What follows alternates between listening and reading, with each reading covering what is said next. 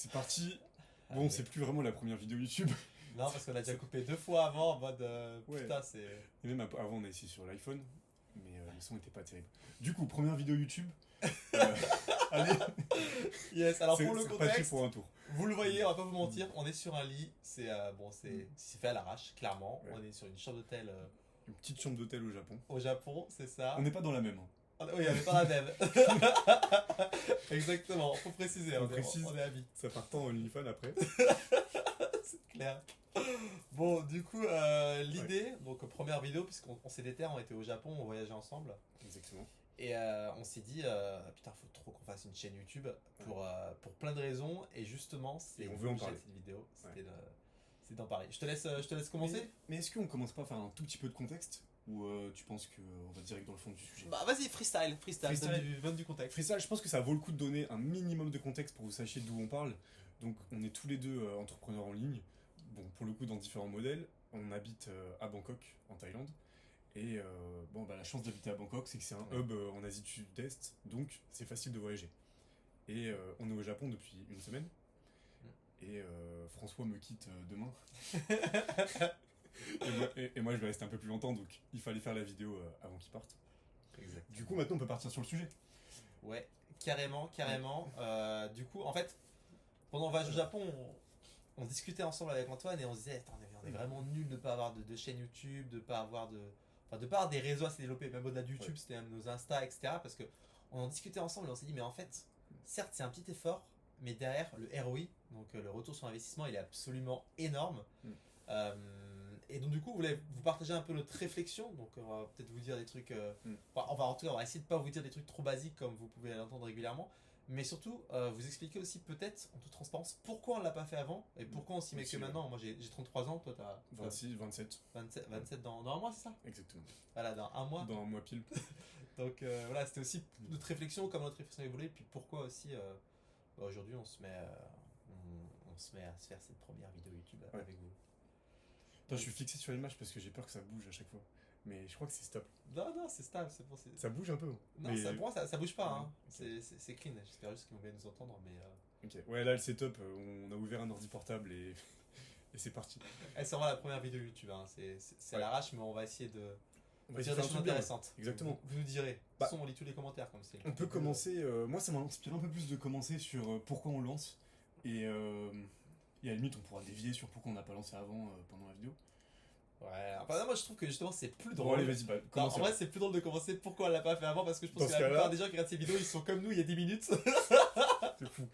Non, mais c'est vrai qu'il y a 10 minutes, on n'avait pas de vidéo YouTube. Là, on a appris. Donc on est comme 99% des gens. Voyez, qui ça vont, va vite, hein. Ouais. Il suffit d'ouvrir un ordi portable, de lancer la vidéo. Attends, elle n'est pas encore postée. Peut-être jamais. Peut-être jamais. Je commence du coup. Bah non, oui, voilà, ce que j'ai dit. Ok. Puisque tu veux m'imposer ton premier chapitre, enfoiré. Tu commences. Du coup, pourquoi je l'ai pas fait? Bon, la première raison, on va pas se mentir, déjà, c'est. Je peux peut-être dire un. Vas-y. Bah, en fait, il y a un truc qui me vient là. C'est que déjà, on fait tous les deux du business en ligne. Moi, plutôt dans le marketing, lui, plutôt dans le recrutement. Et nos business sont pas du tout liés aux réseaux sociaux. On est vraiment dans la partie opérative, enfin opérationnelle. Ouais. Donc, déjà, c'est la première explication, c'est qu'on n'est pas des youtubeurs de base, on ne vend pas des formations, on n'a rien à vendre. En tout cas, c'est pas l'objectif de cette chaîne YouTube du tout. On a déjà assez de revenus chacun de notre côté dans nos business respectifs. Donc, ça explique aussi pourquoi, malgré le cliché des entrepreneurs en ligne qui s'affichent beaucoup sur les réseaux, on fait partie de la majorité qui en réalité n'en ont pas. Ouais, puis on n'a pas de Lamborghini, on va pas montrer de photos de voitures de sport. Peut-être un jour, peut-être un jour. Oh non, on va en faire la voiture de beauf. Je te fais des ennemis là. Non, mais du coup, pourquoi je l'ai pas fait? En fait, la première raison. Alors, en fait, la première, elle est très simple. C'était la flemme. Mais en fait, ça, c'est pas une vraie raison. En tout cas. Ah, si, quand même. Bah, oui et non, parce qu'en fait, t'as la flemme jusqu'à ce que tu te rends compte du ROI. Et le ROI il est démesuré parce que tu dis ouais faire une vidéo YouTube c'est bien, il a des vues et puis tu vois en tant que comme toi consommateur de YouTube je regarde et je me dis ouais je lui ai fait une vue mais je vais quasiment jamais acheter un produit YouTube, jamais faire un investissement grâce à YouTube etc. Et donc du coup j'ai un biais et je me dis c'est vrai que ça embraye à moitié hein, sur pourquoi on en fait. Mais c'est vrai que l'envie de faire des vidéos YouTube c'est venu d'une conversation qu'on a eue où je lui racontais un peu les expériences de deux personnes que je connais qui ont lancé des petites chaînes YouTube et qui, malgré un nombre d'abonnés qui est en gros inférieur à 2000 abonnés et un nombre de vues par vidéo qui plafonne à 200, il tire quand même énormément déjà de bénéfices d'avoir des vidéos YouTube. Et ça donne envie. Ouais. Tu vois, ça nous fait embrayer sur pourquoi on en fait. Oui, non, mais clairement, non, mais ce que je veux dire, parce que je vais revenir très légèrement. On en parlera après, ça fait une open loop. Non, mais justement, ça crée du suspense. On va pas être trop technique au début sur la première vidéo. Hein. Restez pour savoir pourquoi. Non, mais justement, je l'ai fait sur la flemme jusqu'à comprendre en fait le ROI qui est démesuré. Tu m'as raconté notamment une histoire avec DJ Snake par exemple. En gros, je vous dis l'histoire rapidement. C'est un pote à toi, c'est ça?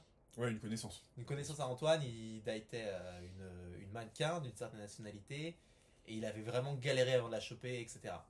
Et cette fille-là lui racontait qu'un jour, en 10 secondes, DJ Snake lui avait envoyé un message sur Insta et qu'il avait débarqué à son hôtel. Et vous dites pas, c'est une meuf comme ça et tout, en fait, c'est toutes les meufs, les gars. Ouais. Absolument toutes les meufs. Et il n'y a pas de jugement à ça, il n'y a pas de jugement. Je pensais pas qu'on parlerait de meuf non, mais dans les 5 premières minutes. Surtout que le ROI dont moi je parle est par rapport à ça, parce que comme on disait, tu vois, on n'a rien à vendre, donc le ROI il n'est pas forcément financier à court terme. On en parlera et on développera après, mais oui, en fait le ROI il est surtout au niveau relationnel. Et plus au niveau networking, je pense, mais aussi au niveau femme, je pense. Pourquoi on l'a pas fait ? Il y a la flemme. Ouais, et justement, la deuxième raison, et je voulais reboucler avec ton hyperloop, c'est que, par exemple, tu vois, les gens que tu connais, ils ont déjà des bons résultats, ils ont une petite communauté. Et moi, en fait, il y avait la flemme. Il y a aussi un deuxième truc, bon, j'en suis trop loin, heureusement d'ailleurs, c'est que je veux pas être connu par trop de monde. Moi, je trouve que c'est. C'est vrai que ça, c'est un gros sujet de François. On n'était pas d'accord là-dessus, justement. On pourra en parler, ça nous fera un point de désaccord. C'est vrai. Ouais. C'est vrai. C'est un vrai point de désaccord qu'on a, tu vois. Après, le problème qu'on a, c'est qu'en réalité, on ne sait pas ce que c'est qu'être très connu, même si on a eu des feedbacks. Oui, mais toi c'est un truc, par exemple, qui te dérangerait. Donc, juste pour finir là-dessus, rapidement, moi, tu vois, typiquement, même les mecs de télé-réalité qui sont à Max de Thune et autres, moi, ça me terrorise d'être hyper connu parce qu'en fait, j'ai envie d'être connu, mais vraiment dans un cercle restreint, avec des gens intéressants. Ouais, François tient à sa vie privée. Il y a plein de choses à cacher. Il va pouvoir vivre comme il l'entend. Je ne pense pas dire des. T'as pas encore de dinguerie. Je suis sûr de te dire de gros mots en disant ça. Non, c'est vrai. Non, mais pour moi, c'est le prêt à payer trop fort. Par contre, tu vois, si t'es connu, même avec 1000 personnes, mais ces 1000 personnes c'est un public hyper qualitatif. Tu tires déjà énormément de bénéfices, effectivement. Ouais. Sans avoir les inconvénients de se faire reconnaître dans la rue, d'avoir des personnes qui prennent en photo, qui viennent te parler tout le temps alors que t'as pas envie de parler, etc. Donc, c'est ce qu'on fait là actuellement avec le but de cette chaîne, et c'est ce que tu disais au niveau des ROI, c'est faire du relationnel parce que toutes les vues se valent pas en fait. Nous, ça ne nous intéresse pas d'avoir 10 000 vues avec des ados de 14 ans, et d'ailleurs, si vous restez jusque-là, alors qu'il n'y a pas encore eu de jingle, etc., c'est que. Je vais peut-être parler un peu de pourquoi moi je me suis pas lancé avant, parce que ça fait quand même un moment que j'y pense. La première raison, et on l'avait commencé à l'évoquer, c'est que déjà, je suis pas un mec de réseau du tout. J'avais pas d'Instagram avant, il y a un an, quelque chose comme ça. Maintenant j'en ai un, mais j'ai aucun post, je mets quasiment jamais de story, même si là au Japon j'ai commencé, sous l'influence de François. D'ailleurs, j'ai réussi à me créer un Instagram sans feed. Si ça vous intéresse, vous pouvez me demander comment j'ai fait sur... Quoi? Non mais mec, c'est trop bien. C'est un truc de psychopathe. J'ai les messages et les stories, j'ai pas le feed. J'ai tous les avantages sans les inconvénients. Personne ne tient à ça, personne ne tient. Ok. Vous savez quoi? On verra. Mec, si notre seul commentaire c'est ça, c'est comment on fait pour avoir Instagram sans feed. Tu vas créer un faux compte. Le fou du bus, mec. Je veux avoir raison, absolument. Ok, ça c'est le premier point, c'est que je suis pas un mec de raison. 2, j'ai pris du temps, et c'est François qui m'a débloqué là-dessus, pendant ce voyage au Japon, à comprendre et à être clair sur quel type de format je voulais créer. Parce que j'ai eu des idées, étant donné que je vous l'ai dit un peu, je suis dans le business, j'ai eu des idées par exemple de faire des chaînes très axées techniques. Moi je suis plutôt sur l'acquisition de trafic, si vous connaissez le sujet, bref. Mais ça m'intéresse pas de faire des vidéos sur ça, franchement je trouve ça chiant. C'est pas intemporel, ça... Enfin, littéralement, maintenant, ChatGPT le fait, en fait. Il y a même plus besoin de le faire, presque. À part pour des sujets assez uniques, assez spécifiques, que ChatGPT va pas pouvoir créer grâce au contenu qu'il a absorbé. Après, t'es peut-être trop rationnel, même, parce que toi, tu vas... C'est top, c'est hyper analytique, et c'est une qualité. Tu vas directement chercher l'information, mais t'en as qui ont besoin aussi que... On les prenne par la main. Tu vois, sinon les infopreneurs n'existeraient pas, tu vois ce que je veux dire. Et même honnêtement, ça va rejoindre et là je pense qu'on va vraiment pouvoir commencer à introduire les bénéfices voulus de cette chaîne YouTube. C'est que même faire du contenu technique, c'est quoi l'objectif derrière? Ça va être pourquoi pas de vendre une formation sur ce sujet technique. Franchement, j'ai trop la flemme, j'ai pas envie de vendre une formation sur du Google Ads. Qu'est-ce que c'est chiant. Ça va être quoi d'autre? Franchement, à part ça, je vois même pas. Après, de la situation personnelle d'aider des gens, bon. Non, c'est tellement. En fait, pour moi, globalement, l'infoprenariat, c'est financier. Après, je dis pas que ça peut aussi apporter au niveau individuel et que c'est tous des voleurs, etc. Hein. On a des potes infopreneurs, mais. Ouais. Mais moi, je vois pas trop le. Pas... Bon, motif, quoi. Disons qu'en tout cas, ça m'intéressait pas. Et après, j'ai eu d'autres idées, même faire des sujets un peu plus. Suivre une espèce d'aventure que j'avais sur comment devenir meilleur au ping-pong, enfin bref. Ah ouais? Ouais, j'avais eu ce genre d'idée. Bah, tu sais, j'avais repris le ping-pong à Bangkok. Ouais, en train de se faire latter par les tailles de trésor. Ils étaient en équipe nationale. Faut bien le dire. J'ai même perdu contre un mec de 11 ans. Ouais, mais c'est des asiatiques. Ils sont pas forts par rapport aux Français. Ah ouais? Le niveau en Thaïlande en tennis de table est très bas. Ouais, c'est vrai qu'il y a tellement. Mais vraiment très très bas. J'ai joué contre le numéro 1 des moins de 13 ans thaïlandais. Ok. Mais il est fort hein, pour un mec de 13 ans, pour un mec de 12 ans. Mais comparé au numéro 1 français moins de 13 ans, ça n'a rien à voir. Ah ouais? Il se prend 3-0, 3-0, 3-0. Enfin, c'est. Ah ouais, tu l'as? Ouais, bien sûr. Non, mais, ouais. Ok. C'est. Ok. Bon, bref. Donc j'avais déjà eu quelques idées, j'avais déjà eu quelques envies, mais grâce à François, ce que je me suis rendu compte, c'est que déjà j'avais envie de faire quelque chose de simple, de pas compliqué, c'est ce qu'on est en train de faire maintenant.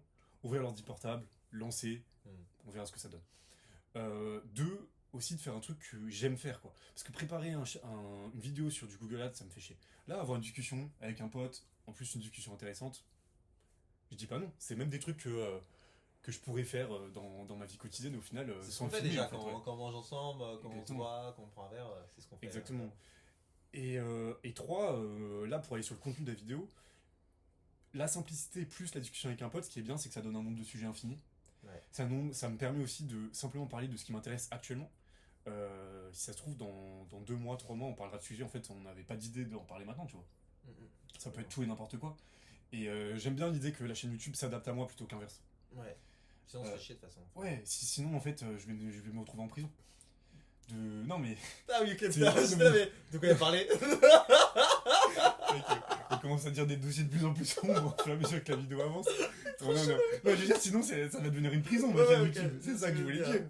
Ouais, ça va, tu connais rien qui pourrait nous mettre en prison pour le moment. On n'est pas assez proches. Voilà. Donc, ça, moi, c'est les 3 raisons pour lesquelles j'avais pas fait, c'est que j'avais pas réussi à aligner ces 3 points. La config technique, le contenu et la situation qui permet de tourner la vidéo. Parce que pareil, et je me permets un dernier point, c'est que pour donner un exemple sur la situation, c'est que tu vois là, on est posé, on est dans ta chambre d'hôtel, on se prend pas la tête, on discute, c'est cool, j'aime beaucoup. Me dire que je vais être obligé, par exemple, pendant une de mes visites de temple au Japon, de faire un espèce de vlog où je parle du truc, ça me fait chier d'avance. Ça va faire chier tout le monde aussi. Déjà, et en plus, même moi, je me dis, tu vois, quand je fais ce genre de truc, j'ai envie de pouvoir profiter, j'ai envie de pouvoir kiffer le moment, avoir l'atmosphère, enfin vivre l'atmosphère, peu importe en réalité. Et c'est des moments que je vais pas avoir beaucoup dans ma vie, donc devoir me forcer à faire du contenu à des moments spécifiques, tu vois, pas forcément les visites d'un temple, hein, mais à des moments spécifiques, ça peut aussi me faire chier. Alors que ça, c'est vraiment. Ça va partout. Non, mais de fou.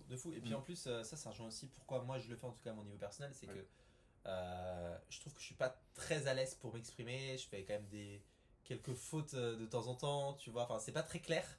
Et donc du coup, ça me fait aussi monter en compétence en fait. C'est un des points aussi qui. C'est parti en fait, là on commence clairement, on vous l'avait promis, on vous le délivre. Pourquoi on fait des vidéos? Et ça, c'est un point.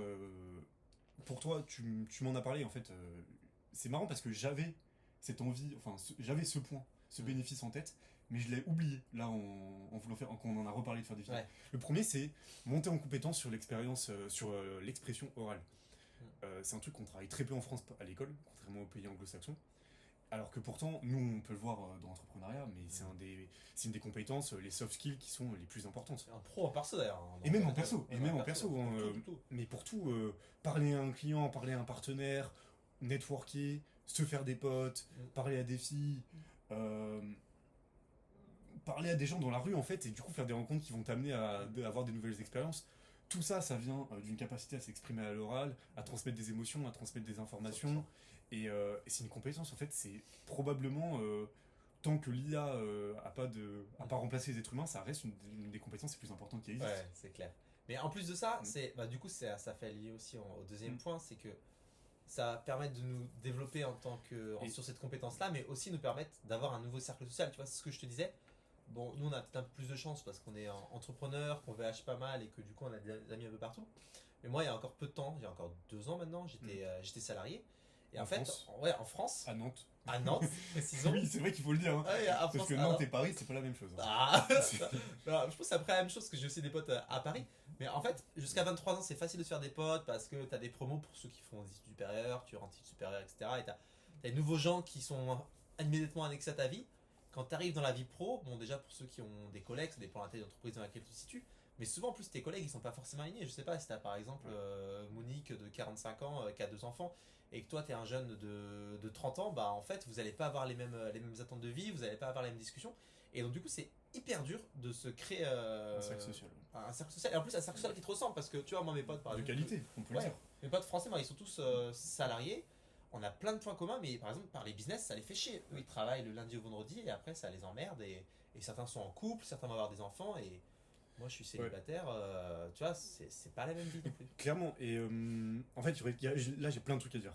Vas-y. Je pourrais juste faire un petit retour en arrière sur l'expression orale. Vas-y, carrément. Faut pas. Et là-dedans, il y a aussi le storytelling, il y a la capacité à raconter des histoires, à créer de l'identification, faire les gens, et en fait, à faire bouger les gens. Et faut pas se rappeler que. Faut se rappeler justement plutôt que qu'est-ce qui brasse le plus d'argent à notre époque? C'est les États. C'est les États qui taxent. Bon, la France, on est à 55%. 55% de la valeur créée sur le territoire est taxée par l'État. Donc on est en milliers de milliards. Et ça, c'est fait sur une fiction, c'est fait sur une histoire, c'est fait sur une histoire de la République française, une histoire d'un récit collectif dans lequel on devrait tous s'unir pour pouvoir payer des choses, etc. Après, que ça soit bien ou mal, c'est pas le sujet. Ce que je veux dire, c'est que si on accepte de donner notre argent en payant des impôts, et que si on accepte de donner 55% de ce qu'on gagne à l'échelle du pays, c'est que basé sur du récit. C'est que basé sur une capacité à faire croire aux gens qu'il y a quelque chose. Même au-delà de ça, ne serait-ce que l'argent. Oui, L'argent est basé de base. Sur une croyance. Toute notre vie est basée sur une croyance. Et sur de la confiance. Et une confiance qui est créée par une institution qui donne des garanties, qui nous convainc de la croire, de lui faire confiance, etc. Ouais. Donc ça, c'était le premier point. Après, pour revenir sur l'histoire du réseau, je pense que ce que tu formules par rapport au fait d'avoir 30 ans, d'être dans une entreprise un peu coincée, c'est vrai, mais en fait, c'est vrai pour tout le monde. Regarde, même nous à Bangkok, on fait des rencontres. La preuve, on s'est rencontrés en soirée. En plus, ça, c'est vrai parce que c'est un bon exemple. Parce que on a quand même pas mal de points communs. Je suis content de t'avoir rencontré pour le coup. Mais de manière aléatoire, quoi. Ouais, totalement, imprévu. Ouais. On était à Bangkok en soirée. Toi, tu viens avec un autre mec d'ailleurs. Avec Hugo, que j'avais rencontré sur un groupe WhatsApp aussi de façon aléatoire. Ouais, improbable. Et voilà, du coup.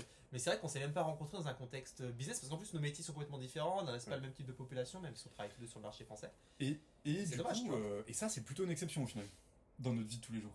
Tu vois? Ouais, même si on fait beaucoup de rencontres, si j'irai pas draguer, donc oui, c'est une exception. Oui, même si on fait. En fait, il y a quand même ce paradoxe quand tu deviens adulte, c'est que c'est pas forcément compliqué de rencontrer du monde, mais c'est plus compliqué de rencontrer du monde avec qui tu vas connecter, avec qui tu vas avoir beaucoup de sujets en commun et avec qui tu vas pouvoir devenir bon pote, voire ami. C'est quand même un processus qui est long et qui se fait de plus en plus rare avec l'âge qui avance de mon expérience. Mais ça, c'est tout à fait normal. Parce que voilà, quand t'es petit, tout le monde cherche la même chose. Jouer au ballon, chercher des bonbons, vous cherchez tous la même chose. Quand tu grandis, tout le monde prend des chemins, des imbrications différentes. Et forcément, à la fin, dans ton imbrication, t'as peu de personnes. Et surtout que les personnes qui s'intéressent, globalement, tu vois, c'est comme avec les meufs. T'as très peu de mecs qui ont accès à beaucoup de meufs. Et c'est comme, c'est là aussi la raison de faire une chaîne YouTube. Les gros youtubeurs, ils ont accès à un réseau absolument incroyable parce que ça gravite autour d'eux, entre guillemets. Et ça crée du lien plus rapidement. C'est marrant parce que moi, je l'aurais pas vu comme ça, je l'aurais plus vu en termes de facilitateur.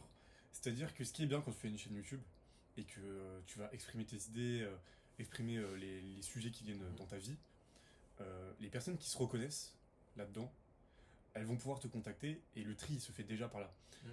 La comparaison, ça va être à Bangkok, j'ai l'habitude de prendre des cafés avec des personnes que je connais plus ou moins bien, et parfois même pas du tout, et c'est la première fois que je les rencontre autour d'un café après les avoir contactés sur WhatsApp ou quelque chose comme ça. Et ce qui est compliqué, c'est que ça oblige à avoir toujours la même conversation, à découvrir si on a des sujets en commun. C'est toujours un plaisir, mais c'est la méthode longue. Et ça scale pas, quoi. Voilà, un des idées derrière cette chaîne YouTube, c'est de se dire, mais si on peut rencontrer du monde plus facilement, des personnes qui connectent avec ce qu'on dit, avec ce qu'on vit, qui ont envie d'en savoir plus sur nous, etc., ils peuvent nous envoyer un message par Instagram. Je pense qu'il y aura nos Instagram par exemple dans la description, ou peu importe, ils trouveront un moyen. Et, et en fait, ça permet de faire des rencontres de façon beaucoup plus simple et avec un niveau de certitude plus élevé qu'une personne aléatoire sur le fait qu'on va pouvoir bien s'entendre et partager des choses en commun. Et ça veut pas dire des personnes qui nous ressemblent, hein, mais des personnes avec qui on va accrocher plus facilement. Il y a un tri, quoi. C'est vrai que tu vois, par exemple, on fait pas, on aurait la flemme, mais par exemple, je vais pas faire du contenu, c'est le premier qui me vient en tête, j'ai rien contre lui, mais par exemple, du Yumi Denzel, tu vois, lui, son but c'est de drainer une grosse partie de gens. Quand t'as un de ses followers qui l'écrit, bon, déjà, il en a des millions, donc forcément, il va pas forcément y prêter attention. Alors que nous, demain, c'est que si un mec qui nous écoute ou autre nous écrit, bah déjà, on sait que c'est un peu un gars qui nous ressemble, c'est un tri qui se fait par la vidéo, entre guillemets, par rapport à ce dont on discute. Ça, c'est un des premiers, moi, c'est un de mes gros objectifs, c'est de réussir à rencontrer du monde grâce à cette chaîne YouTube, on verra si ça arrive. Ce qui est bien, c'est qu'en plus, tu peux te créer, donc te faire des amis, des rencontres, du network, là où on habite, donc pour le moment à Bangkok. Mais ça permet aussi d'avoir une facilité à rencontrer des gens quand tu voyages. Et ça aussi, c'est non négligeable, hein, parce que rencontrer du monde, ça demande quand même des efforts, de l'énergie.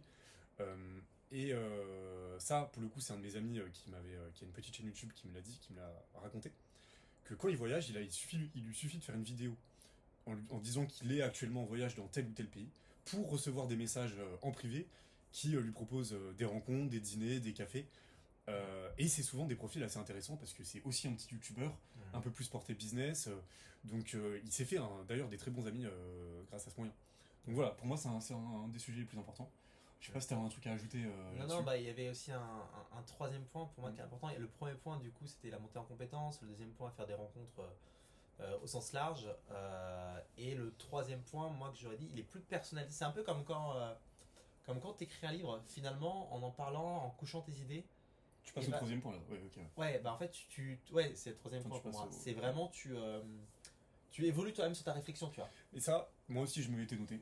Ok. C'est ouf, on s'est pas concerté en plus. On a réfléchi 2 minutes avant la vidéo pour info sur ce qu'on dirait à peu près. On a chacun écrit vite fait, c'était de quoi on avait envie de parler. À l'arrache. Non mais quand même, tu vois, on s'y retrouve donc. Ouais, c'est marrant. Mais bon, ça m'aide totalement. Moi aussi, c'est que j'aime bien. Je suis pas un intellectuel non plus, mais j'aime bien réfléchir sur des sujets. J'aime bien lire, même si encore une fois, je suis pas non plus un grand lecteur, mais je lis quand même plusieurs fois par semaine, pas quotidiennement, mais quand même. T'arrives encore à lire toi en 2025 Putain, j'ai tout perdu, j'arrive plus. Après, je vais pas mentir, ce que j'aime beaucoup lire en ce moment, en tout cas, c'est des biographies. Et ce qui est bien, c'est qu'il y a un côté roman, fiction, storytelling, ça, okay. ce qui, même si ça t'apporte des informations concrètes, parce que la personne va raconter, ou alors, bon bref, en tout cas ça apporte des informations concrètes, parce qu'on est sur des expériences de vie concrètes, mais en même temps il y a quand même un storytelling. Il y a un fil rouge, il y a une histoire, il y a une envie de savoir la suite. Ouais, c'est autobiographique, mais ça pourrait être une fiction. C'est quand même beaucoup plus facile de lire ça que de lire un livre technique, philosophique, un essai, etc. Ouais.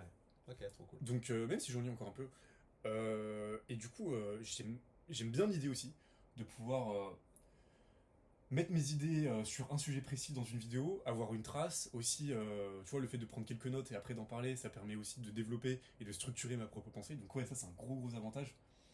Et j'attends aussi de ça. Et tu vois, ça me fait aussi kiffer de me dire, si on continue cette chaîne, si elle perdure, dans 2 ans, 3 ans, et même à plus court terme ou même à plus long terme, de revenir dessus et se dire, ah ouais, je pensais comme ça à cette époque, ah ouais, je pensais ah ouais, je pensais... voilà quoi. Et parce que ça change, forcément ça change, hein. Ça tu le vois dans ta vie, tu changes. Et même au-delà, tu vois, je vais quand même revenir un peu sur la partie, parce que ça rejoint aussi un peu ce troisième point qui est évolution de pensée, et qui rejoint aussi le deuxième point sur la partie rencontre. Parce que la partie rencontre, donc là on a beaucoup insisté quand même sur la partie rencontre physique, mais sur la partie rencontre virtuelle, et moi j'ai vraiment envie, c'est pour ça ce que je disais au début, j'ai pas envie d'avoir un gros cercle, mais par contre un petit cercle restreint où j'ai des vrais échanges de qualité. Et par exemple moi je suis hyper enthousiaste à l'idée qu'il y ait même 3 vues, tu vois, c'est ouf, c'est comme si je rencontrais 3 nouvelles personnes, et qui ait des commentaires, parce que je pense que voilà, je viens pas en mode professeur, mais je pense qu'il y a beaucoup de choses aussi à tirer les gens qui écoutent, parce que sur YouTube, tu vois, c'est hyper qualitatif quoi, généralement enfin t'as vraiment tout type de viewers, mais t'as des viewers qui sont tout le monde est sur YouTube. En fait c'est ça, tout le monde, c'est hyper qualitatif. Ça c'est un truc ça fait partie de pourquoi les GAFAM ont été longtemps sous-estimés. C'est que les gens ont longtemps cru que sur YouTube ou sur Facebook ou sur Instagram ou peu importe le réseau, il y a que des bouffons, il y a que des gens qui se font chier, qui sont pas intéressants, ennuyants. Et ce qui est en train de découvrir l'industrie du B2B, mais bon, maintenant ça fait un moment aux US et de plus en plus en France, Ouais, encore, c'est qu'en réalité, tu peux faire de l'acquisition B2B sur Facebook. Tu sais qu'aux US, ça se fait énormément. Des campagnes de prospection sur Facebook directement. Sur les 50 ans plus. Ouais, non mais réellement, tu vois. Et c'est con, mais il y a un vrai sujet, c'est qu'en fait tout le monde est sur les réseaux. Ouais. Et t'as du public ultra qualitatif sur les réseaux, peut-être que tu es la personne, toi qui nous écoutes, peut-être que tu fais partie de cette catégorie. Tu vois, ces gens-là qui ont l'esprit ouvert, qui ont envie de découvrir des nouvelles choses, qui ont de l'ambition, qui montent des projets, que ça marche ou pas, qui font des choses de leur vie, qui sortent de l'ordinaire. Et moi, c'est ce genre de personnes avec qui on a envie de connecter. J'irais même plus loin que ça, parce qu'aujourd'hui, ça s'est retourné dans le sens où avant, t'étais sur les réseaux, t'étais pas forcément très sérieux, etc. Et aujourd'hui, si t'es pas sur les réseaux, en fait, t'existes pas et on n'a pas de confiance envers toi. Tu vois, mec, c'est marrant parce que c'est un des points que j'étais jamais noté. Mais vas-y. c'est pas possible. Mais juste un exemple là-dessus, justement, je m'en étais rendu compte, et c'est un exemple parmi d'autres, mais c'est le premier qui me vient en tête. C'est par exemple, tu vois Finari, c'est quoi? Bien sûr. Mais tu sais que je l'utilise avant même que je connaisse Mou. Ah ouais? Mais d'ailleurs, j'aime pas trop. Voilà, je le dis. Ne faisons pas bien il est puissant. Désolé Mounir, mais j'avoue Finari, en fait je préfère faire un tableau Excel. Premier okay. degré, tu vois. Non mais du coup c'était pas ça mon point en fait, c'était que tu vois par exemple les banques, les grosses banques, aujourd'hui il y a plein de nouveaux millionnaires qui se créent, notamment des millionnaires crypto ou des mecs normaux qui font du business, enfin bref, il y a de nouveaux millionnaires qui se créent tout le temps, il n'y a jamais eu autant de millionnaires et il y a de plus en plus de millionnaires qui se créent dans le monde que jamais auparavant. Et ces banques là en fait, les banques traditionnelles n'arrivent pas à les capter. Elles n'arrivent pas à les capter, les banques privées traditionnelles, parce qu'en gros, entre 1 et 10 millions, bah, t'as pas une offre qui est satisfaisante. Et lui, ouais, en fait, entre 1 et 10 millions, si tu veux, je ne me connais pas énormément, j'ai pas ces sommes-là, mais à partir de 10 millions, en gros, t'arrives chez JP Morgan, et en gros, là, par contre, t'es en banque privée, donc du coup, tout est génial. Mais entre 1 et 10, généralement, c'est pas extraordinaire. Okay. Et du coup, ces personnes-là, aujourd'hui, bah, Mounir, enfin Finari en tout cas, arrivent à les capter parce que c'est des personnes qui écoutaient Mounir peut-être il y a 5 ans. Ils ont la solution et donc du coup dans leur tête la confiance, parce que la banque ça, la confiance est déjà installée et les banquiers étaient mais attends mais t'arrives à avoir des clients millionnaires en faisant des vidéos YouTube. Oui, ils comprennent rien, tu vois. Alors qu'en fait ils comprennent pas que alors que sans en avoir la puissance du truc ouais. Mais là c'est au-delà même des clients, c'est tu vois ces gens-là regardent YouTube et c'est pas étonnant hein, je veux dire bien sûr que les millionnaires regardent YouTube, enfin c'est des gens normaux à la fin de la journée. Et oui, mais la ton exemple est un bon. Avec YouTube. Et en plus, voilà, bah ça permet d'embrayer sur un. La banque, elle a pas de YouTube. C'est que les réseaux, de manière générale, même quand t'as pas quelque chose à vendre comme nous, là, sur ces vidéos, ce qui est trop bien, et ça c'était le troisième point que je m'étais noté, ou le quatrième, bon bref, on s'en fout, mais en tout cas, un des points que je m'étais noté, c'est que ça crédibilise, ça crée de la confiance, même avec des personnes que tu as rencontrées offline, c'est-à-dire dans la vraie vie, pour pas faire toute la comparaison avec la vie virtuelle. Tu vois, demain, tu rencontres des gens dans une soirée networking, ou même par hasard en soirée, tu donnes ton Insta. Sur ton Insta, tu as 100 000 abonnés. Tu as du contenu de qualité, hein, peu importe le sujet, c'est pas le sujet, mais directement la personne, et c'est con, mais elle te respecte beaucoup plus, elle t'accorde beaucoup plus d'importance, et ça, le sujet, c'est pas de se dire si c'est bien ou pas, c'est juste, c'est la réalité. Et à partir de ce moment-là, pouvoir en profiter, c'est un avantage compétitif et c'est un avantage dans sa vie. C'est un bénéfice concret. Et donc, c'est pour ça que cette question de la confiance et de la crédibilité, ce qui est intéressant, c'est qu'elle est vraie online, avec des gens qui vont te voir, qui vont se dire putain, ce qu'il dit c'est intéressant, c'est bien, en plus il a des abonnés, pourquoi pas connecter avec lui, voilà, pourquoi pas même le suivre, pourquoi pas faire du business avec lui, échanger. Mais ce qui est intéressant, c'est que ça va aussi apporter des bénéfices dans ta vie réelle. C'est pas seulement une bulle que t'as à côté de ta vie, tu vois. Ouais, mais aujourd'hui, c'est lié. Il y a une interconnexion évidente que tout le monde vit au quotidien, donc là, bon, c'est pas révolutionnaire ce que je dis, mais ça, c'est intéressant parce qu'il y a quand même une synergie entre la vie réelle et la vie offline. Et là, en faisant des vidéos YouTube, on améliore aussi à terme notre vie offline, notre vie réelle, tu vois. Réel. Et ça, c'est vraiment cool. Donc, mais j'irais même encore plus loin que ça, parce que tu vois, pour reprendre l'exemple de Finari, où avant, t'étais sur YouTube, t'étais un peu... En fait, avant, être sur les réseaux, quand je dis avant, c'était il y a pas si longtemps, c'était il y a 15 ans. Hein. T'étais sur les réseaux, t'étais forcément catalogué. Oui, ouais. Et c'était oui, mais à l'époque d'une évolution sociétale, c'est pas énorme. T'étais catalogué vraiment pas sérieux en gros. C'est vrai que t'étais sur les réseaux et t'intéressais à cette population. Aujourd'hui, par exemple, les banques qui sont pas sur YouTube ou autre, bah ça va, ils ont un background, tu vois, donc JP Morgan, etc. Elles ont une brand, elles ont une marque. Mais tu regardes toutes les nouvelles, par exemple, Trade Republic, tu vois, donc il y a un courtier, c'est un peu différent. Le CEO, il fait plein d'interviews, il est obligé d'aller sur YouTube pour avoir une crédibilité, pour créer la confiance. Mais c'est simple, hein, c'est les nouveaux médias. Enfin, c'est la nouvelle télé, c'est juste, ils vont là où il y a du public. Oui, mais en gros, si t'es pas présent sur les réseaux, personne te donne ta confiance. Sinon, t'es obligé de faire du voix de droit, des services. C'est simplement que oui, tu vas pas pouvoir faire du mass market sans les réseaux, ça c'est évident. Voilà, mais même moi qui ai rien à vendre, tu vois, et en fait, je voulais juste rebondir sur le fait que tu disais qu'aujourd'hui, c'est interconnecté l'IRL, donc la vie réelle, et les réseaux. Mais je pense que c'est même au-delà de ça, parce qu'avant, c'était séparé. la vie réelle était bien plus importante, mais aujourd'hui, c'est complètement l'inverse. Ça veut dire que par exemple, je sais pas, j'ai un exemple de vie perso par exemple, tu vas ajouter une fille, tu la croises en soirée vite fait, t'as rien sur Insta, et là peut-être qu'il y a un autre Insta à côté d'un mec qui est peut-être moins bien que toi factuellement, mais elle va voir l'Insta du mec, il y a plus de crédibilité, elle va plus facilement aller chez lui parce qu'elle va dire une vie sociale, voilà, il va être rassuré. Niveau business, c'est pareil, et en fait, la vie online, entre guillemets, impacte plus ta vie privée que ta vie réelle que l'inverse. Bon, je me perds, mais vous m'avez compris. C'est ce que je disais. Non, parce que tu sais que c'était interconnecté, et je disais que c'était plus qu'interconnecté parce que, in fine, la vie online. Non, mais c'est limite nécessaire en fait, c'est ça que tu veux dire maintenant. Ouais, c'est indispensable. C'est nécessaire, ouais, c'est indispensable. Ok, ouais. Non, mais ça, ouais, je suis d'accord avec toi. En fait, c'est plus je pense un pas choix. Que ça soit vrai. Je pense pas que ça soit vrai, honnêtement, mais. Ça dépend de ton objectif de vie. Tu vois, on n'est pas d'accord. Oui, voilà. Si tu veux rester. Enfin, ça dépend ce que tu veux. Ouais, ça dépend ce que tu veux. C'est vraiment. Tu peux avoir une très belle vie sans avoir aucune présence online. C'est juste que pour certains objectifs, pour certains accomplissements, tu es obligé de passer par là. Ou quasiment en tout cas. Ouais, après, ça dépend. Enfin, ça dépend du business, etc. Mais en tout cas, moi, pour la vie que je souhaite me construire. Ouais. Et encore une fois, j'ai rien inventé online et moi j'adore le B2B. Le B2C, ça me ferait chier à mort. J'ai envie de faire du online, ne serait-ce que pour les raisons qu'on a citées, tu vois. La montée en compétences, les rencontres et puis un peu le mode. L'évolution de pensée, quoi. L'intellectualisation et tout. Ensuite, je me disais qu'on pouvait peut-être parler. Bah, ça, c'est une parenthèse. En fait, au final, on est quasiment à la fin de la vidéo. Tu vois, on n'a pas parlé si longtemps que ça. On a parlé 30 minutes. Ça, parce qu'on avait peur que ça dure des heures et des heures. Mais sur le sujet, qu'est-ce qu'on peut rajouter ce qui va être. Ce qu'on peut peut-être parler pourquoi on en a fait à deux. Non, mais je sais pas. Est-ce que c'est en fait, à la base. Ce qui est bien avec à deux. Attends, tu sais quoi, j'ai un truc peut-être j'ai. Vas-y. Ce qui est bien, on a eu plein de sujets sur est-ce qu'on le fait à deux ou pas, qu'est-ce qu'on fait comme type de vidéo. Ce qui est bien de faire à deux, c'est que ça nous oblige à le faire dans le sens où on se pousse chacun de notre côté. Moi, ça, je trouve ça vraiment hyper intéressant. Se dire, vas-y, on va essayer d'en faire une par semaine. Soyez prêts.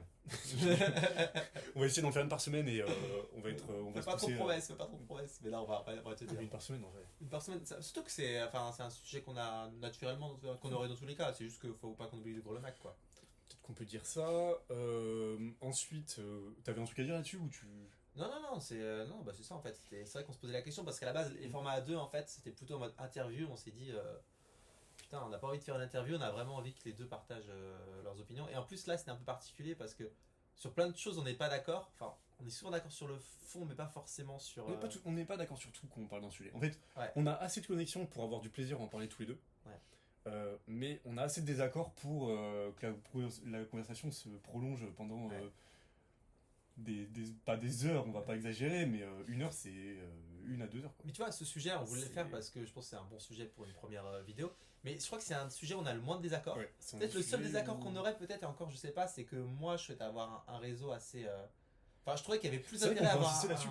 Mais tu sais quoi, autant insister là-dessus. Parce que là, on est à la fin de la vidéo. On aurait pu en faire une autre vidéo, tu vois. Là, pour le coup, ça aurait pu être une autre vidéo de 10 minutes. C'est vrai, pour que vous sachiez de quoi on parle, parce que là, oui, forcément, on sait de quoi on parle parce qu'on a déjà discuté.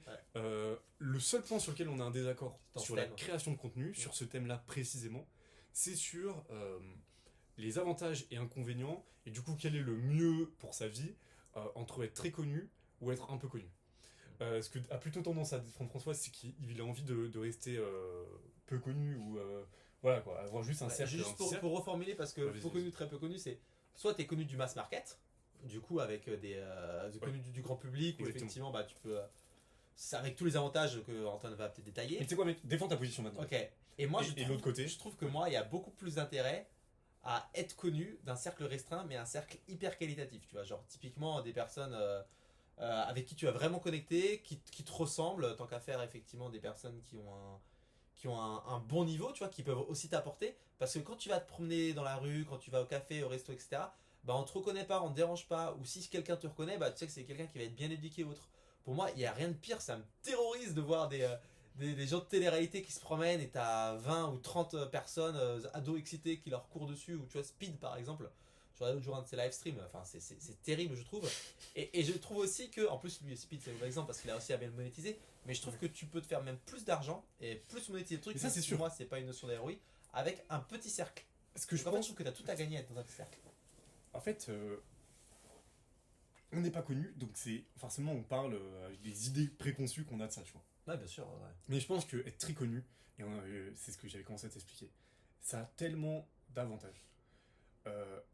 tout le monde te respecte, tout le monde te parle bien, tout le monde est sympa avec toi. Avec les meufs, c'est ce qui est le plus efficace.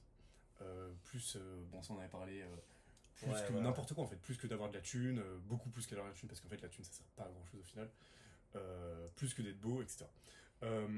Et en fait, t'as une espèce de reconnaissance. Ça sert pas à grand chose, précise quand même, parce qu'on connaît pas non plus les revenus des gens qui nous regardent, mais ça sert pas à grand chose à partir d'un certain niveau. Si tu passes de 2 à 5 000, ça va faire une différence absolument énorme dans la vie de Gilles, parce que déjà tu peux inviter la fille au restaurant, tu vois, c'est des trucs cons, mais quand t'as 2000 euros, tu te poses la question est-ce que j'invite au restaurant ce mois-ci?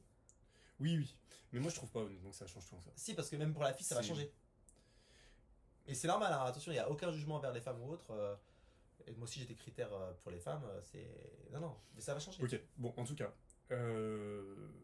être très connu, ça a des avantages de façon constante. Tu es tout le temps de traiter de façon spéciale. Pour le pire, tout le monde veut te parler, etc. Mais aussi pour le meilleur. Peu importe où tu vas, les gens sont sympas avec toi. T'as tout le temps des trucs gratuits qui te sont proposés. T'es invité dans des endroits de fou, mec. Tu peux être invité en loge à peu près partout où tu vas. En fait, je sais pas comment t'expliquer ça. Mais en fait, le prix à payer est trop cher et là tu. Alors que quand t'es à peine connu, en fait, en réalité, t'es un anonyme. En réalité, t'es un anonyme. Oui, t'es un anonyme avec de l'argent. Le seul gain que tu as, c'est le petit réseau que tu t'es fait. Et voilà. Ouais, après, ça dépend dans ton petit réseau si c'est.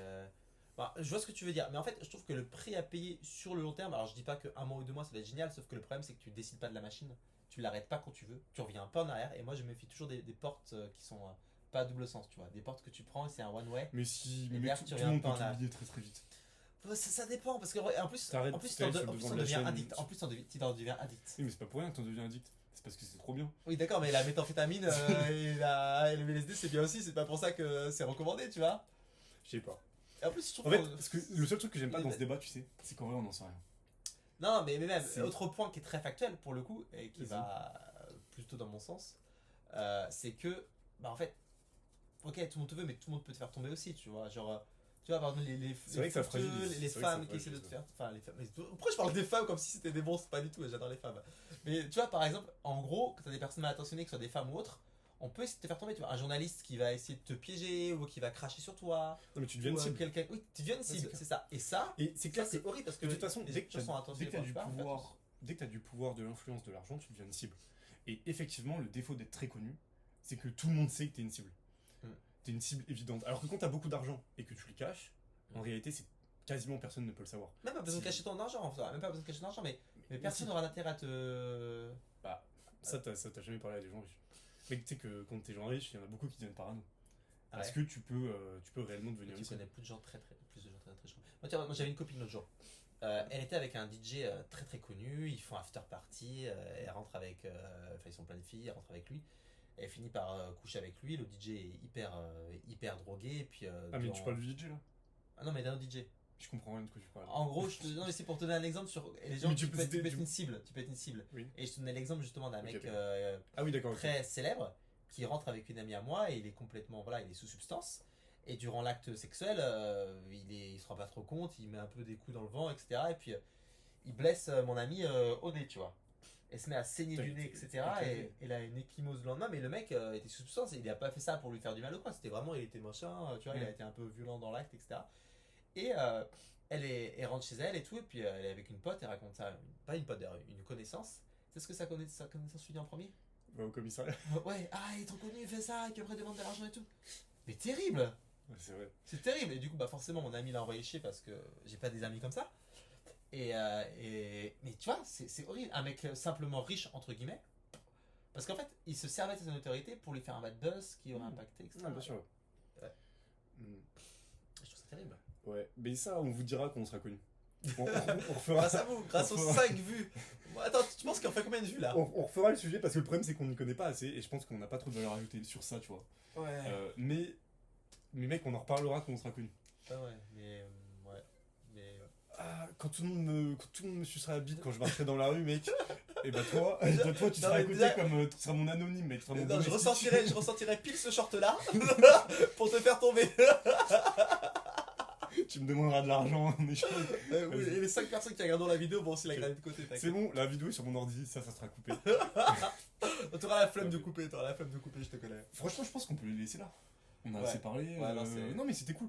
J'ai bien aimé cette première vidéo. On a fait le tour du sujet, on a dit ce qu'on avait à dire. On s'est amusé. Au final, c'était pas trop long. Moi aussi, je me suis amusé. J'ai eu du plaisir à le faire. Et bah voilà. À la prochaine.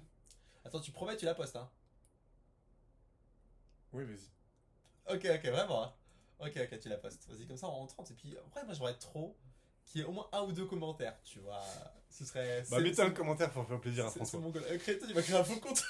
Le gros fou. moi, je vais poster le commentaire qu'on a dit tout à l'heure.